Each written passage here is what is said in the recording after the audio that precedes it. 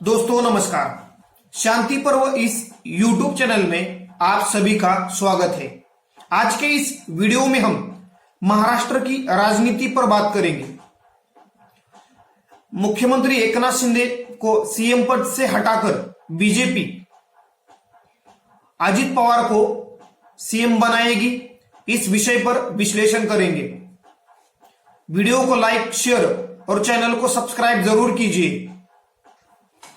इस वक्त महाराष्ट्र की राजनीति में सत्ता पक्ष में क्या चल रहा है, इसका अनुमान लगाना बहुत ही असंभव है। इस वक्त महाराष्ट्र के सीएम एकनाथ शिंदे जी के बारे में एक चर्चा जोर पकड़ रही है। वो चर्चा है कि मुख्यमंत्री एकनाथ शिंदे जी का सीएम पद जा सकता है और उनके बाद इस समय के वर्तमान डिप्टी सीएम अजित पवार आने वाले महाराष्ट्र के सीएम बन सकते हैं। अजित पवार आने वाले दिनों में सीएम बनेंगे या नहीं बनेंगे, इसका अंतिम फैसला बीजेपी के वरिष्ठ नेता प्रधानमंत्री नरेंद्र मोदी जी और गृह मंत्री अमित शाह यही करेंगे। इस वक्त भारतीय जनता पार्टी, एकनाथ शिंदे जी की शिवसेना और राष्ट्रवादी कांग्रेस पार्टी यानी अजित पवार के नेतृत्व वाली राष्ट्रवादी कांग्रेस पार्टी, इन तीनों पार्टियों के आला कमान वरिष्ठ नेतृत्व प्रधानमंत्री नरेंद्र मोदी और गृह मंत्री अमित शाह है। क्योंकि ऐसा क्यों कह रहा हूं कि महाराष्ट्र की राजनीति में जो सत्ता पक्ष में बैठे हैं उनको कोई भी महत्वपूर्ण निर्णय लेना हो तो महाराष्ट्र के सीएम, डिप्टी सीएम प्रधानमंत्री नरेंद्र मोदी और गृह मंत्री अमित शाह से सलाह मशवरा करके ही निर्णय लेते हैं। ऐसे में महाराष्ट्र का अगला सीएम एकनाथ शिंदे के बजाय अजित पवार होंगे, इसका अंतिम फैसला यानी अंतिम निर्णय, डिसीजन प्रधानमंत्री नरेंद्र मोदी और गृह मंत्री अमित शाह ही लेंगे। लेकिन एकनाथ शिंदे जी को हटाकर अजित पवार जी को महाराष्ट्र का सीएम बनाना बीजेपी के लिए आने वाले चुनावों में फायदेमंद साबित हो सकता है। इस रणनीति से बीजेपी को फायदा मिल सकता है, इसकी कोई गारंटी नहीं। क्योंकि जिस वक्त अजित पवार उनके नेतृत्व में राष्ट्रवादी कांग्रेस पार्टी के विधायक बीजेपी के साथ सत्ता में आए, इस घटना से बीजेपी के समर्थक, निष्ठावान नेता, कार्यकर्ता नाराज दिख रहे हैं। ऐसे में अगर अजित पवार को सीएम पोस्ट मिलती है तो बीजेपी के निष्ठावान कार्यकर्ता, नेता और बीजेपी के जो समर्थक है, जो एनसीपी के खिलाफ बीजेपी को वोटिंग करते हैं, उनमें नाराजगी बढ़ेगी और उसका नुकसान बीजेपी को आने वाले चुनावों में भुगतना पड़ सकता है। और दूसरी तरफ एकनाथ शिंदे जी अगर मुख्यमंत्री पद से हटते हैं तो शिवसेना पार्टी यानी एकनाथ शिंदे जी की नेतृत्व वाली शिवसेना पार्टी इकट्ठा रहेगी क्या, इस पर भी सवाल खड़े हो सकते हैं। सत्ता के कारण एकनाथ शिंदे जी के साथ बीजेपी, शिवसेना के ज्यादातर एमएलए, एमपी आए हैं। अगर एकनाथ शिंदे जी सीएम पोस्ट से हटते हैं तो जो शिवसेना के यानी एकनाथ शिंदे जी के शिवसेना के जो कार्यकर्ता है वो उद्धव ठाकरे जी के साथ जा सकते हैं। उसमें कुछ एमपी और विधायक भी हो सकते हैं। ऐसे में सीएम पद से हटाकर एकनाथ शिंदे जी का खुद का नुकसान भी होगा, उसके साथ बीजेपी का ही नुकसान होगा। शिवसेना के साथ बीजेपी का लगभग 25-30 साल से अलायंस है। ऐसे में अपने पुराने सहयोगी को पद से हटाकर बीजेपी अपने सहयोगी पार्टियों के लिए अच्छा मैसेज नहीं दे सकती कि उनमें अच्छा मैसेज नहीं जा सकता। राष्ट्रीय राजनीति में बीजेपी ने एनडीए अलायंस फिर से खड़ा करने का प्रयास किया है और 36 पार्टियों की मीटिंग नरेंद्र मोदी जी ने बुलाई थी। ऐसे में एनडीए अलायंस में जो आने वाले दिनों में नई पार्टियां शामिल होने की उम्मीद है वो भी पार्टियां शामिल नहीं हो पाएगी। यानी मुख्यमंत्री के तौर पर एकनाथ शिंदे जी को बनाए रखना बीजेपी की मजबूरी है। महाराष्ट्र की राजनीति में एकनाथ शिंदे जनता का दिल जीतने में अभी तक कामयाब नहीं हुए।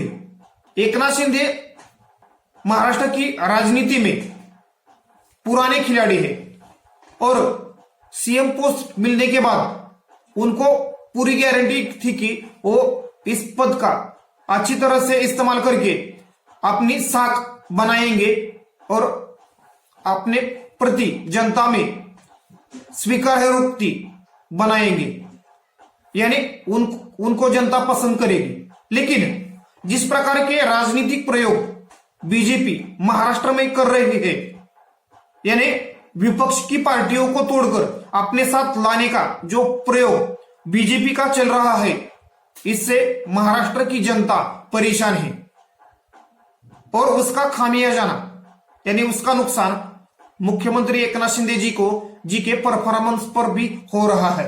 यानी जो सिंपैथी काम करने के बाद एकनाथ शिंदे जी को मिलनी चाहिए थी वो बीजेपी के निगेटिव परसेप्शन से नहीं मिल रही है।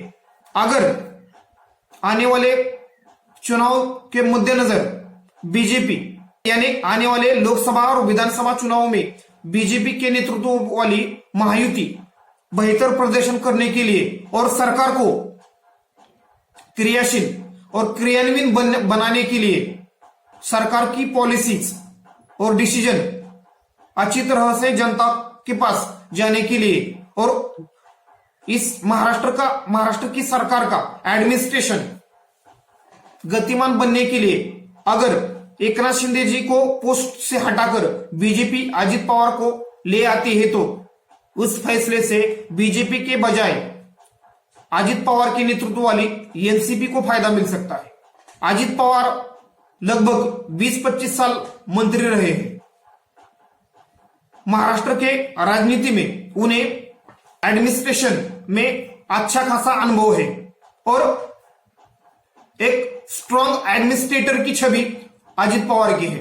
अगर अजित पवार सीएम बनते हैं तो वो अपनी पार्टी और अपने उनके नेतृत्व को मानने वाले एमएलए एमपी ज्यादा से ज्यादा आने वाले चुनाव में कैसे जीत के आते हैं इसका निर्णय लेंगे, यानी उस रणनीति पे काम करेंगे। यानी एनसीपी का संगठन जमीनी स्तर पर मजबूत होगा। एनसीपी पार्टी के बारे में एक कहा जाता है कि एनसीपी पार्टी सत्ता में रहकर तेजी से बढ़ती है, यानी उसका संगठन तेजी से बढ़ता है। अगर अजित पवार सीएम बनते हैं तो उसका फायदा बीजेपी से ज्यादा और एकनाथ शिंदे की शिवसेना से ज्यादा अजित पवार की पार्टी को मिलेगा। और अगर अजित पवार की पार्टी मजबूत होती है, अजित पवार का नेतृत्व मजबूत होता है तो आने वाले विधानसभा और लोकसभा चुनाव में सीट शेयरिंग की जो चर्चा है उसमें अजित पवार का पलड़ा भारी पड़ेगा। ऐसे में अजित पवार को सीएम बनाकर बीजेपी अपनी मुश्किलें और बढ़ाना नहीं चाहेगी। अगर बीजेपी ने ऐसा किया तो खुद बीजेपी कुल्हाड़ी के ऊपर अपना पैर मारेगी, क्योंकि अजित पवार महत्वाकांक्षी नेता है और सीएम बनने की उनका सपना है और ख्वाहिश है। अगर सीएम पद उनको मिलता है तो उस पद का पूरा इस्तेमाल वो अपनी साख बढ़ाने के लिए और अपनी पसंद जनता में बढ़ाने के लिए करेंगे और उसके साथ ही पार्टी राष्ट्रवादी कांग्रेस पार्टी मजबूत करने के लिए करेंगे। ऐसे में पूरी तौर से इसमें राष्ट्रवादी कांग्रेस पार्टी का यानी एनसीपी का फायदा होगा, यानी खुद अजित पवार और उनके गुट का फायदा होगा। बीजेपी को फायदा मिलेगा, लेकिन कितना मिलेगा इस पर कह नहीं सकते, यानी अनुमान नहीं लगा सकते। महाराष्ट्र की राजनीति में सत्ता पक्ष में कौन सत्ता में बैठेगा और कौन सत्ता से बाहर होगा, उसका अंतिम फैसला नरेंद्र मोदी जी और अमित शाह ही करेंगे।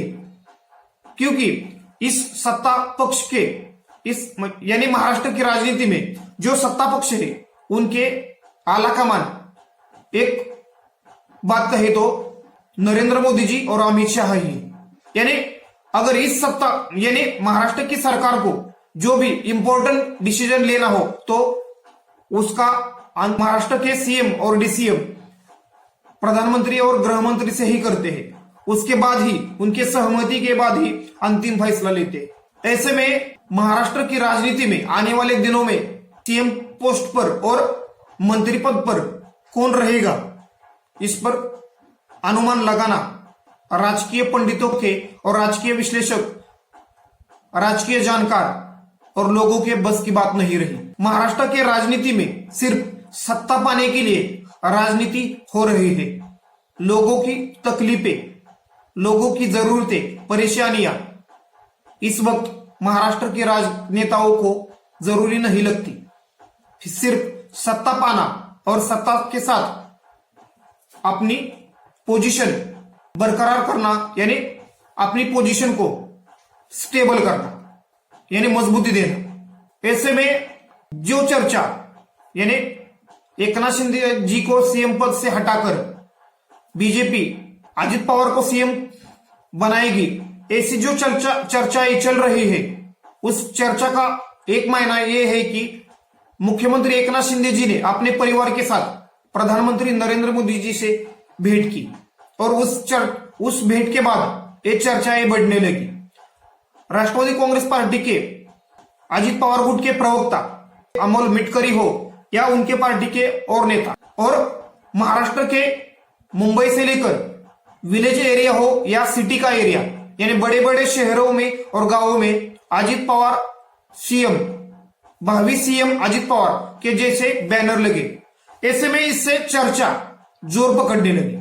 अजित पवार सीएम बनेंगे या नहीं बनेंगे ये आने वाला वक्त ही बताएगा, लेकिन इसका अंतिम निर्णय ना एकनाथ शिंदे जी ले सकते हैं, ना डिप्टी सीएम देवेंद्र फडणवीस, ना अजित पवार ले सकते हैं। इसका अंतिम निर्णय प्रधानमंत्री नरेंद्र मोदी और केंद्रीय गृह मंत्री अमित शाह ही लेंगे, और वो आने वाले चुनावों में बीजेपी को इससे फायदा होगा या नहीं होगा ये देखकर ही लेंगे।